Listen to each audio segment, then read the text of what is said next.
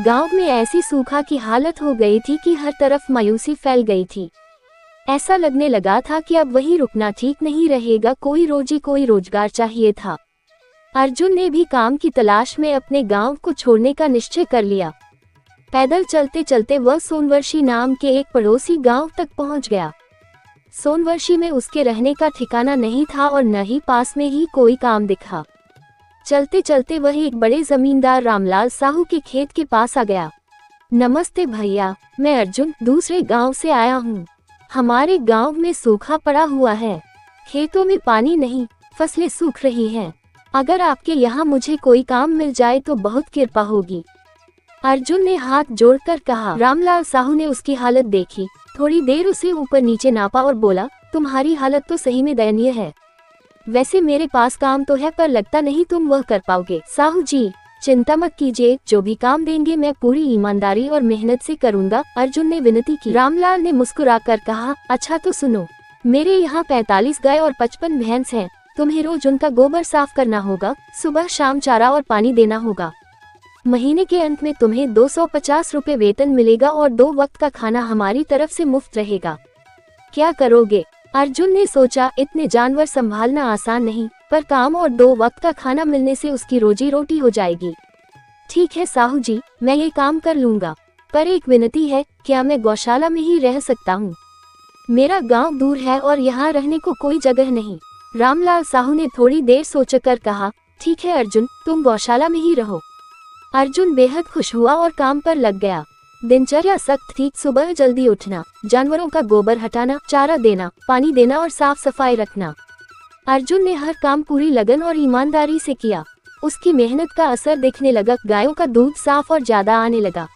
एक दिन रामलाल साहू ने अर्जुन को बुलाकर कहा, अर्जुन, मैं तुम्हारे काम से बहुत प्रभावित हूँ, इसलिए मैं तुम्हारी तनख्वाह बढ़ाकर अब 450 रुपए कर रहा हूँ। अर्जुन ने धन्यवाद कहा और भी मेहनत करने लगा। समय बीतता गया। अर्जुन ने अपनी कमाई बचाकर एक छोटी सी झोपड़ी बनवा ली, ताकि गौशाला की बदबू से दूर अपने घर में चैन से सो सके। पहले वह गौशाला में सोकर थकान मिटाता था, पर अब अपनी खटिया अपना घर था। धीरे धीरे साल गुजरते गए और अर्जुन के पास कुछ जमा पूंजी हो गई, पर गांव में चोरी की घटनाएं बढ़ती जा रही थी और अर्जुन को अपने सहेजे पैसों की चिंता सताने लगी। दिन भर वह काम पर रहता और रात में अपने घर जाता तो चोरी का डर हमेशा रहता। एक शाम अर्जुन ने रामलाल साहू से कहा, साहू जी, मेरे पास कुछ पैसे हैं, लगभग 6200 रुपए जमा हो गए हैं, पर गांव में चोरी की घटनाएं बढ़ रही हैं। मुझे इन पैसों की चोरी का डर है, क्या आप बतलाएं कि इन्हें सुरक्षित रखने का कोई तरीका है? रामलाल ने कहा, तुम सही कह रहे हो, हमारे इलाके में एक ही ऐसी जगह है जहां तुम्हारा धन सुरक्षित रह सकता है, गांव के बड़े जमींदार ठाकुर आचार्य का घर। उसके यहाँ कई पहरेदार रहते हैं और लोग उनकी ईमानदारी की तारीफ करते हैं। तुम वहां कुछ समय के लिए अपने पैसे रखवा सकते हो। अर्जुन ने रामलाल की सलाह मानी और अगले दिन ठीक वैसे ही ठाकुर आचार्य के घर पहुंच गया। ठाकुर के चक्करदार आंगन में बड़ा राजसी माहौल था। जब अर्जुन ने हाथ जोड़कर अपनी बात कही और पैसे संभालने की गुहार लगाई तो ठाकुर बड़ी शालीनता से बोला, ठीक है बेटा, तुम अंदर आओ, मैं तुम्हारे पैसे संभाल लूंगा। धन्यवाद ठाकुर साहब। अर्जुन ने आश्वस्त होकर पैसे दे दिए, कुल 6200 रुपए।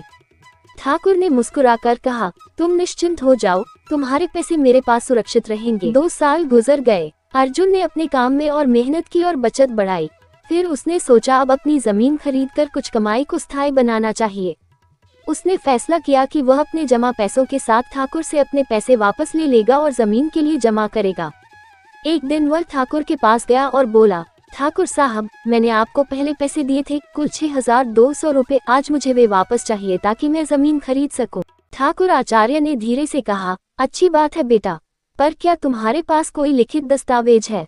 हमारी रोजमर्रा की लेन देन की प्रविष्टियां मैं कागज पर रखता हूँ, किसने कितने रखे हैं ये सब दर्ज रहता है। अर्जुन ने चकरा कर कहा, पर मैंने तो सीधे आपको ही पैसे दिए थे क्योंकि आपने ईमानदारी की चर्चा सुनी थी, कृपया मेरे पैसे लौटाइए। ठाकुर ने थोड़ा कटाक्ष करते हुए कहा, बिना कागज पर रसीद के मैं इतना कुछ कैसे मान लूं? इतने लोगों से रोज काम लिया जाता है, पर तुम जरूरत में हो तो जाओ, मेरा नौकर बुलाकर तुम्हें समझाता हूँ। ठाकुर के आंगन में खड़े कुछ लोगों ने अर्जुन की तरफ देखा और फिर ठाकुर ने मानसों से कहा कि उसे बाहर निकाल दो। अर्जुन ने विनती की, पर उसकी पुकार अनसुनी कर दी गई। कुछ गालियां और धक्के मुक्की में उसको मारने तक की बात निकल आई। ठाकुर के लोग उसे पीटकर बाहर निकालते हैं। अर्जुन घायलों की तरह घर वापस लौटता है। शरीर पर चोटों के निशान साफ दिखाई देते हैं। 2 दिन वह काम पर नहीं आया, दर्द और शर्म से रुका रहा। जब रामलाल साहू ने उसे बेहाल देखा तो वे तुरंत आए और पूछा कि क्या हुआ। अर्जुन ने सारी बात बताई कि कैसे ठाकुर ने उसके पैसों को हड़प लिया और उसको मरवाया। रामलाल साहू का चेहरा बदल गया। उसने माफी मांगी कि उसने अर्जुन को कहाँ भेजने की सलाह दी थी और कहा, ये तो बहुत गंभीर बात है, हम इसके लिए उपाय निकालेंगे।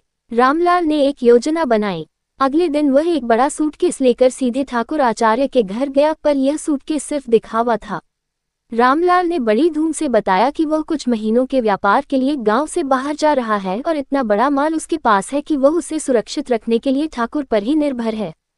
ठाकुर ने लालच में आकर कहा, बिल्कुल, मैं तुम्हारे पैसे संभाल लूंगा। तभी अर्जुन अचानक वहां आ पहुंचा और रामलाल ने मौके का सही इस्तेमाल करते हुए ठाकुर से कहा, अब तुम्हारे पास जितने पैसे हैं, मैं तुमसे कहता हूं कि तुम उन सभी लोगों के पैसे लौटा दो जिनके नाम तुम्हारे पास दर्ज नहीं है।